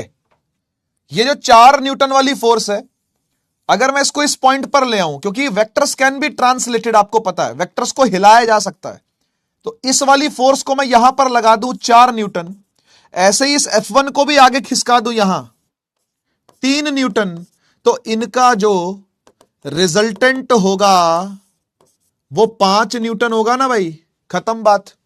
ये तो आपको ऐसे भी याद होना चाहिए कि अगर एक ट्रायंगल बन रहा है, एक साइड 3 है एक साइड 4 है, तो एक साइड क्या होगी, 5 होगी। पाइथागोरियन ट्रिपलेट है ये, पाइथागोरियन ट्रिपलेट है ये, है ना? तो 5 न्यूटन की फोर्स आ गई और मास 1 किलो का है ना, दिया हुआ ना, मास 1 kg है, तो this F is equal to ma। Force आ गई है 5 की, मास है 1, तो एक्सेलरेशन क्या आएगी, वो भी 5 ही आएगी। तो आपसे बेसिकली एक्सेलरेशन पूछी थी, है ना? तो सीधा आंसर भी आप लिख सकते थे, ऐसी कोई बड़ी समस्या वाली बात है नहीं, है ना भाई? चलो, काफी सारे बच्चों ने सही दिया भी है, ठीक है, वही पुराने नाम दिख रहे हैं मुझे। चलिए, 30 सेकंड का ही समय है ना, क्योंकि इजी सवाल है।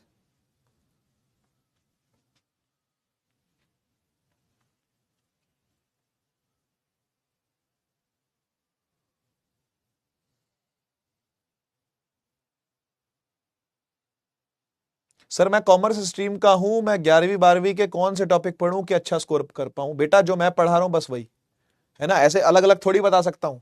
9 10th में मिक्स होकर के आते हैं 11 12th के टॉपिक्स, ठीक है ना। 9वीं 10वीं के साइंस में मिल करके, साइंस क्या फिजिक्स में, बल्कि केमिस्ट्री तो बहुत ही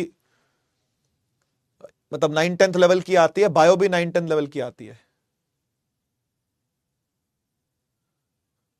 है ना। लेकिन जो फिजिक्स आती है वो मिक्स होके आती है बेटा, ऐसे अलग से कैसे बताऊं? जो पढ़ा रहा हूं वो सारे इंपॉर्टेंट है। कंजर्वेशन ऑफ मोमेंटम एक कोलिजन के दौरान किस लॉ से समझा जा सकता है? फर्स्ट लॉ से समझा जा सकता है, सेकंड लॉ से समझा जा सकता है। अरे यार इसमें एक मिस प्रिंटिंग है यार, अरे यार मिस प्रिंटिंग है यार, सॉरी यार, ये थर्ड लॉ था, इसका आंसर सी है ना। मिस प्रिंटिंग होगी, बोनस ले लो सब, ले लो बोनस ले लो, ठीक है बोनस ले लो, चलो बोनस मार्क कर लेना, ठीक है।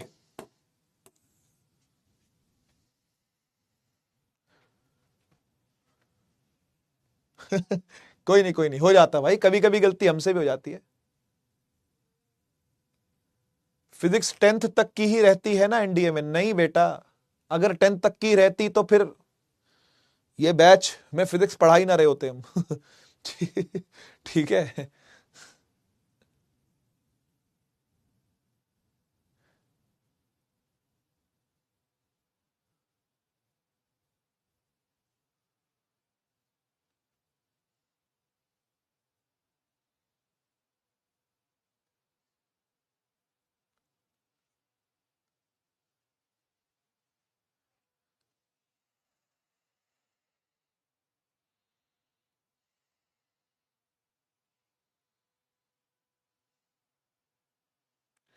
आसान सवाल है, कर सकते हो आप इसको, बहुत इजी,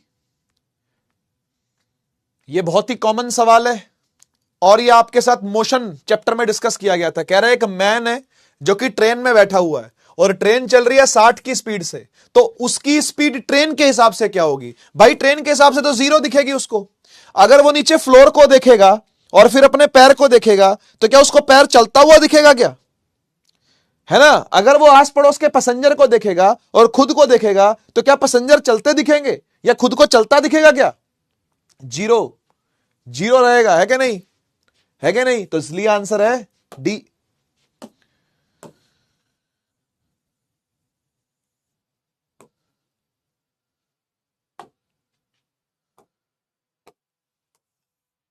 चलिए एक और आसान सवाल है, ट्राई करो।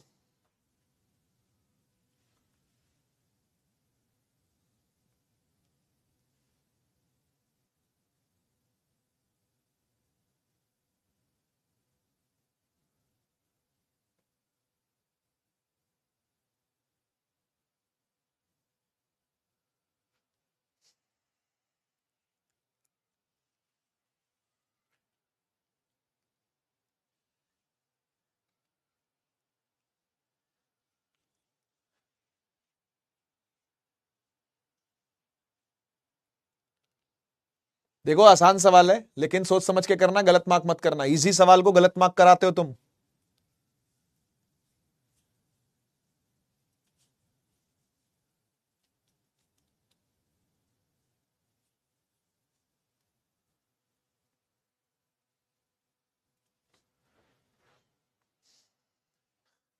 Following figure represent the VT graph of a moving car on a road. Which segment of the graph represent the retardation? जब वेलोसिटी नीचे आ रही हो, जब वेलोसिटी गिर रही है तो बीसी में गिर रही है, उसके अलावा सब जगह चढ़ रही है, इसलिए आंसर है बी, इसलिए आंसर है बी। चलो भाई 84% बच्चे, क्या बात है, कम से कम शेप तो पहचानते हैं, चलो अच्छी बात है भाई, बढ़िया। आगे बढ़ते हैं। 45 सेकेंड्स का टाइम है, आराम से करो।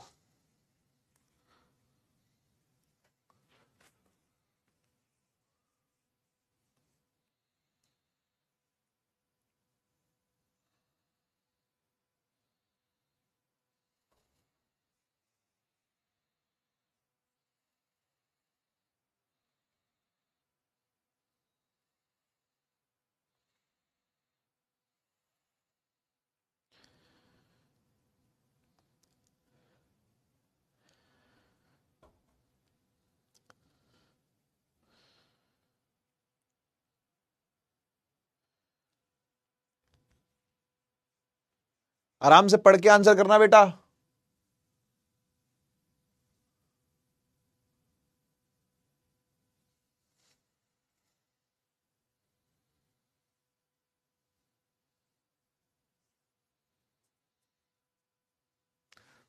चलिए समय समाप्त। कह रहा है कौन सी स्टेटमेंट नॉट करेक्ट है, फॉल्स बताना है, ट्रू नहीं बताना, फॉल्स बताना है। कह रहा है अगर वेलोसिटी और एक्सेलरेशन का साइन ऑपोजिट होता है तो ऑब्जेक्ट स्लो होता है। बिल्कुल ठीक है भाई, बिल्कुल ठीक बात है ये, है ना। अगर कोई चीज आगे जा रही हो और एक्सेलरेशन पीछे लग रही हो तो चीज धीरे धीरे रुकेगी। If the velocity zero at an instant the acceleration should also be zero. ऐसा कुछ नहीं है भाई, ऐसा कुछ नहीं। आंसर इसका बी है ना। और इसका एग्जांपल मैं ये देना चाहता हूं। ये कह रहा है पता है क्या, ये कह रहा है कि अगर वेलोसिटी जीरो होती है ना किसी इंस्टेंट पर तो एक्सेलरेशन को भी जीरो होना ही पड़ेगा। ऐसा कोई जरूरी नहीं है भाई, ऐसा कोई जरूरी नहीं है। देखो हमने फ्री फॉल पढ़ा था, अगर हम किसी चीज को ऊपर उछालते हैं तो चीज ऊपर जाती है तो एक क्षण के लिए उसकी वेलोसिटी जीरो होती है, लेकिन क्या उसकी एक्सेलरेशन यानी जी 9.8 नहीं होती क्या? आप बताओ, आप बताओ भाई। भाई उसकी वेलोसिटी उस क्षण के लिए जीरो होती है, लेकिन क्या एक्सेलरेशन भी जीरो हो जाती है क्या? क्या धरती उसको खींचना बंद कर देती है क्या? नहीं भाई नहीं, ऐसा नहीं होता, है ना। तो इसलिए फॉल्स हो गया ये, इसलिए इसका आंसर बी बनता है।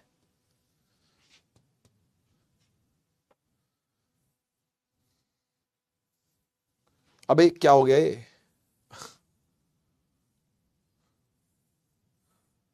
क्या भसूड़ी है भाई ये? लो नाम।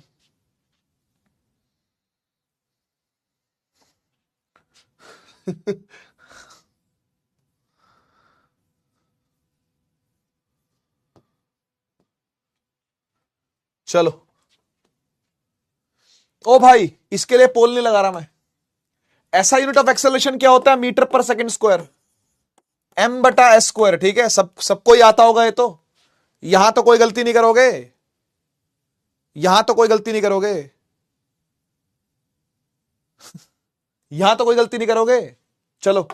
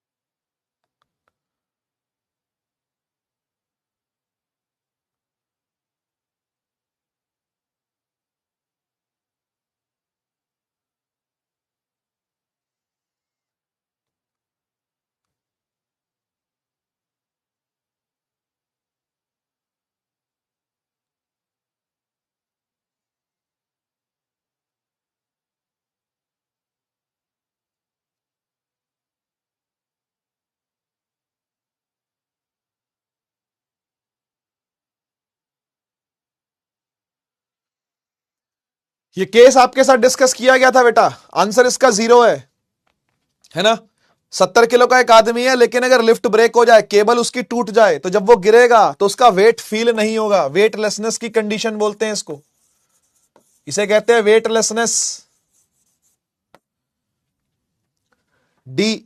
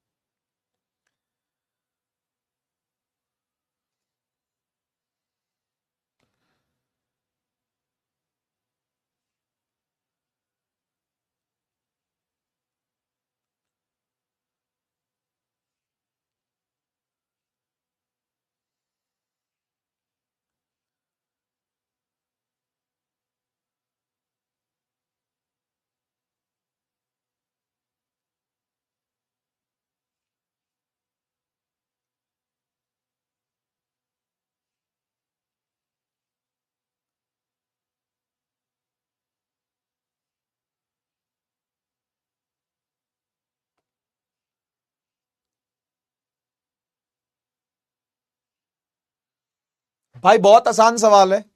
अगर एक बॉडी 20 मीटर से गिर रही है, ठीक है, after falling through distance of 5 metre, मतलब टोटल 20 मीटर गिरना चाहती है, लेकिन अभी शुरू के 5 ही मीटर गिरी है, ठीक है, तो फिर उसकी जो पोटेंशियल एनर्जी होगी वो पूरी तो नहीं खत्म हुई होगी ना, है ना, जितनी होनी है उसकी 1/4 खत्म हुई होगी, है ना, क्योंकि 1/4 है, 5 क्या होता है, 20 का 1/4 होता है, ठीक है, तो इसका आंसर यही है, lose 1/4 of its potential energy. अगर आप इसको सोल्यूशन बना के करना चाहते हो तो mgh लगा के कर सकते हो, ठीक है ना। कैसे?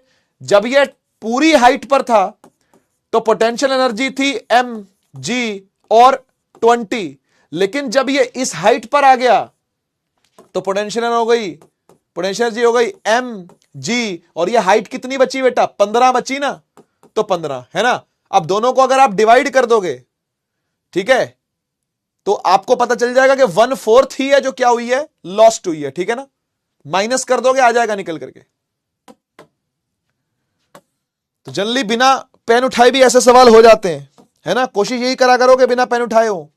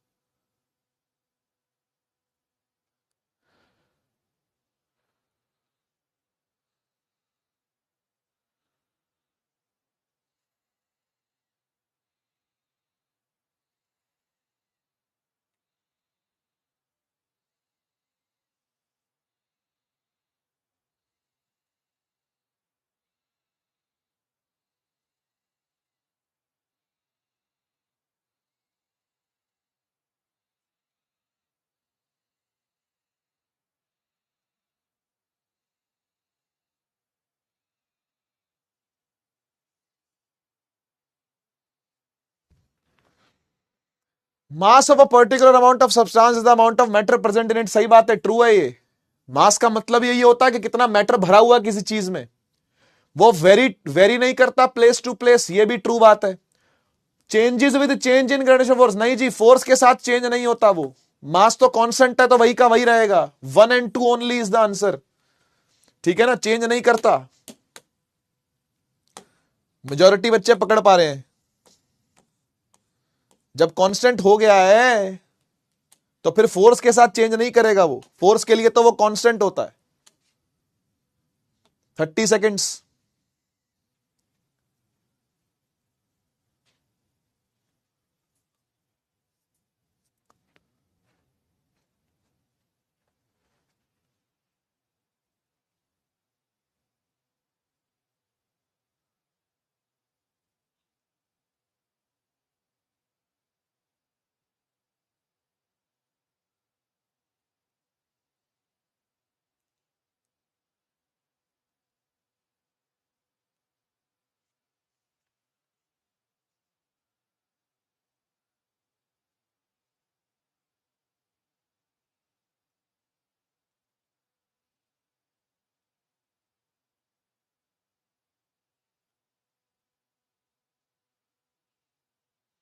हाँ जी, which one of the following is not a form of stored energy.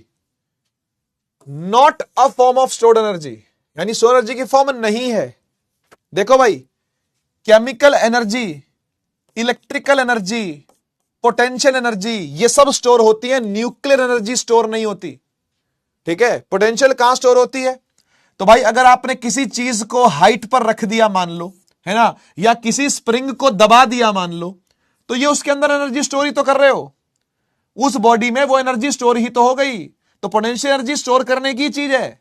आप जब किसी बॉडी को हाइट पर रख देते हो तो उसके पास ये पोटेंशियल है कि लुढ़क के नीचे गिर सकती है और अपनी एनर्जी को काइनेटिक में चेंज कर सकती है। स्प्रिंग को दबा दिया अगर आपने तो उसमें पोटेंशियल एनर्जी आपने भर दी, है ना, अब उसके पास ये कैलिबर है कि जब वो छूटेगा तो बाहर की तरफ मूव करेगा, है ना। इलेक्ट्रिक एनर्जी कैपेसिटर में सेव होती है, कैपेसिटर में स्टोर होती है, और केमिकल एनर्जी बैटरी में स्टोर होती है। बैटरी में स्टोर होती है, इवन ये हमारी बॉडी में भी स्टोर होती है ना, केमिकल एनर्जी हमारी बॉडी में भी स्टोर होती है। ठीक है जी, तो इसका आंसर है ए।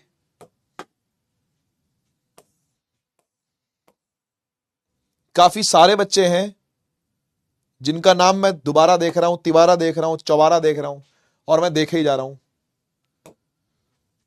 चलिए 45 सेकंड का समय, ट्राई करिए।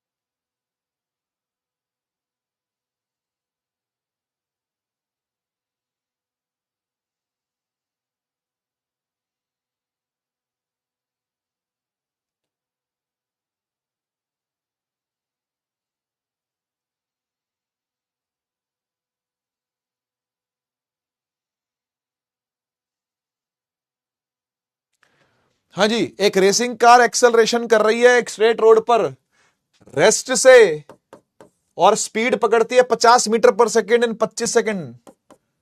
50 मीटर पर सेकेंड, और कितने टाइम में? 25 सेकेंड में। तो आपको बताना है, एक्सेलरेशन तो उसकी कांस्टेंट है, ठीक है, एक्सेलरेशन उसकी कांस्टेंट है, डिस्टेंस कितना कवर करेगी वो आपको बताना है। ठीक है, देखो इसको करने के लिए हम कई तरीके लगा सकते हैं, कई तरीके लगा सकते हैं। एवरेज वेलोसिटी का फॉर्मूला होता है डिस्प्लेसमेंट अपॉन में टाइम, और एवरेज वेलोसिटी का एक और फॉर्मूला होता है u plus v by two. या फिर आप ऐसा भी कर सकते हो, देखो एक और तरीके से भी दिखाता हूं, 2as is equal to v square minus u square होता है ना, तो आप इसको लिख सकते हो v minus u v plus u. ठीक है, और एक्सेलरेशन की जगह पर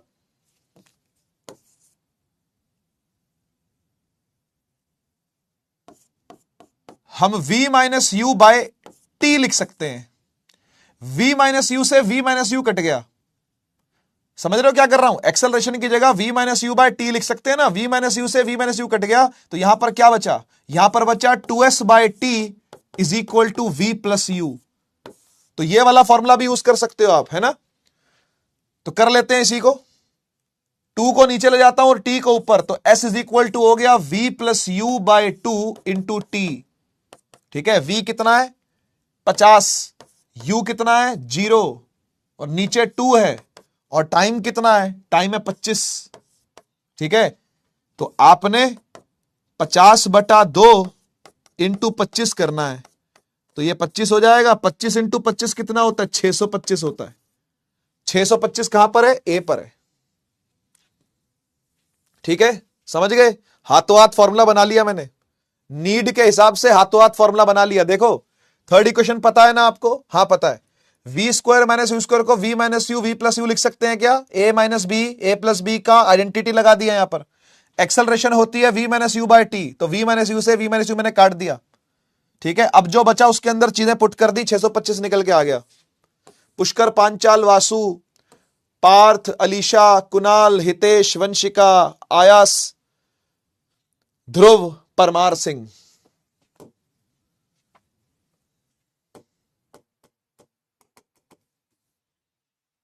मालिक नाराज हो गए क्या? मालिक बंद हो जाओ मालिक। चलो भाई बिना पोल के ही चलते हैं। Impulse on a particle due to a force acting on it during a given time interval is equal to the change in its. हाँ जी, याद है? याद है क्या?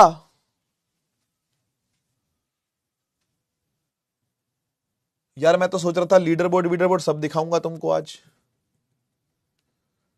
ये तो मामला अटक गया।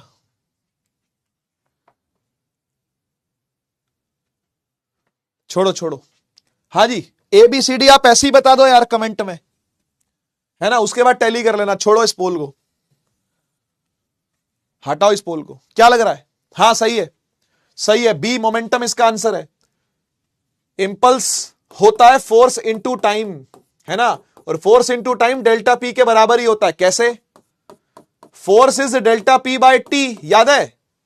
फोर्स बराबर change in momentum divide by t. Time चला गया फोर्स के साथ तो एफ इंटू टी। ये फॉर्मूले याद होने चाहिए भाई, बहुत काम आते हैं ये, है ना। तो impulse he change in momentum होता है ना, impulse he change in momentum होता है, ठीक है।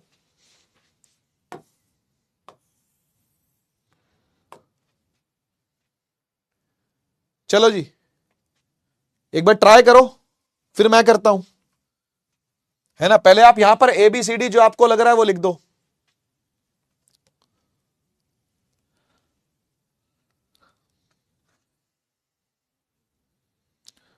वो नहीं हो रहा यार,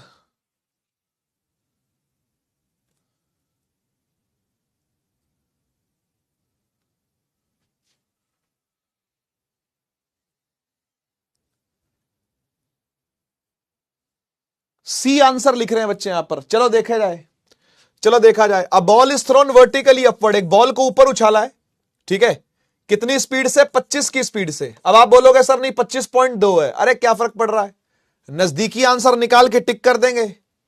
Y take tension bro, why take tension bro, 25.2 को कौन लेके सॉल्व करेगा यार, है ना। इतना टाइम कहां होता है एनडीए में, इतना टाइम कहां है भाई कि आप 25.2 लेके सॉल्व करोगे, 25 लेके सॉल्व करेंगे, ठीक है। बॉल भी reach the highest point, highest point पर पहुंचेगी तो v 0 हो जाएगा, ठीक है। आपको पूछा कब पहुंचेगी, टाइम निकालना है, तो v is equal to u plus 80 लगा दो।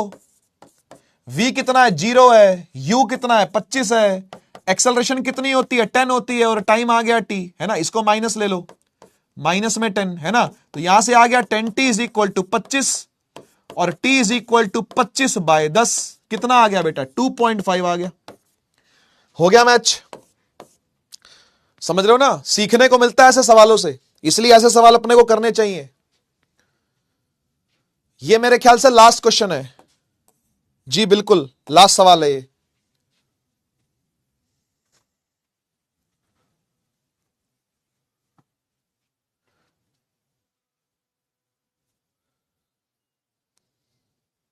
राव साहब, नितिन जी, निपट गया, हो गया, हो गया। आज का सेशन समाप्त हो गया। दो बॉडीज है ए और बी, दोनों इक्वल वेलोसिटी से चल रही हैं, ठीक है। एक ए है और एक बी है, दोनों सेम वेलोसिटी से, ये भी वी से, ये भी वी से चल रही है, ठीक है।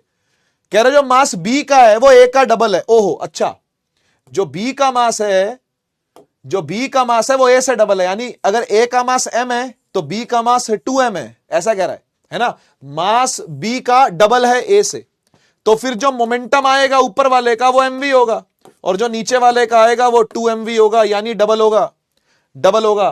तो बी का मोमेंटम, बी का मोमेंटम डबल होगा ए से, the answer is A answer है इसका, ठीक है। हाँ जी, आज के लिए इतना ही बस, हमें ज्वाइन कर सकते हैं आप यहां, ठीक है। और कैसा लगा यह PYQ सेशन? जिन बच्चों का रिवीजन ऑन पॉइंट था, कॉन्फिडेंस बढ़ गया होगा, और जिन बच्चों का रिवीजन ऑन पॉइंट नहीं था, यानी अप्रोप्रिएट रिवीजन नहीं था, है ना, उनके सवाल गलत होंगे और ज्यादा गलत होंगे, ठीक है ना। तो ये एक सबक के रूप में आएगा कि आप लोगों ने अपनी तैयारी को कैसे करना है, किस तरीके के सवाल पूछे जा रहे हैं। देख रहे हो ना, लेवल कुछ भी नहीं है। तुम न्यूमेरिकल की प्रैक्टिस करोगे, बेवकूफी है, सच बता रहा हूं। आप कहते हो ना सर आप न्यूमेरिकल नहीं करवा रहे, न्यूमेरिकल की प्रैक्टिस नहीं करवा रहे, अरे भाई जरूरत ही नहीं होती है। एनडीए में सवालों का लेवल देख लो कैसा है, कॉन्सेप्चुअल सवाल पूछे जाते हैं, घुमा के सवाल पूछे जाते हैं, ठीक है ना। वैल्यू पुटिंग, सिर्फ वैल्यू पुट करना, फॉर्मूले को फॉर्मूला याद होना चाहिए, बस उतना पूछा जाता है ना। तो मैं क्यों आपको आपका दिमाग खराब करवाऊं। और जितने न्यूमेरिकल जरूरी होते हैं वो मैं क्लास के अंदर करवा देता हूं, सिखा देता हूं। जैसे फ्री फॉल के सिखाए थे मैंने आपको, फ्री फॉल पर न्यूमेरिकल पूछे जाते हैं, ठीक है। नेक्स्ट क्लास जो होगी वो रोटेशन पर होगी। मैं आपको बता दूं कि रोटेशन पर से सवाल एक आधी बार मुश्किल से कभी पूछा गया तो पूछा गया 10 सालों में, तो इतना इंपॉर्टेंट सेशन नहीं होगा। लेकिन अगर आपको करना ही है, पढ़ना ही है, तो नेक्स्ट सेशन में आप लोगों का स्वागत है, ठीक है। रोटेशन पर जितनी भी जरूरी चीजें आपको चाहिए वो सब मैं आपको नेक्स्ट सेशन के अंदर दूंगा, ठीक है ना। अभी बेटा अभी अपने चैट में आंसर मत लिखो कि तुम्हारे कितने सही हो या कितने गलत हो, या अभी मत लिखो, इसको बाद में लिखना, ठीक है। जब ये सेशन पूरा खत्म हो जाएगा तो उसके बाद लिखना, ताकि वो रहे भी और मैं उसको पढ़ भी पाऊं, ठीक है ना। रात को एक बार मैं सारे अपने जो लेक्चर्स होते हैं दिन भर के, उन पर सबके कमेंट चेक करता हूं मैं, ठीक है ना। तो वहां पर लिखोगे तो ज्यादा सही रहेगा, मुझे नाम भी हो सकता है कुछ याद रह जाए आप लोगों के, ठीक है ना। आज के लिए केवल इतना ही, मिलते हैं हम लोग नेक्स्ट सेशन के अंदर। तब तक के लिए take care, tata bye bye. मेरे साथ दोनों हाथ हवा में उठा करके जोरदार नारा लगाएंगे, बोलेंगे भारत माता की जय, जय हिंद, वंदे मातरम।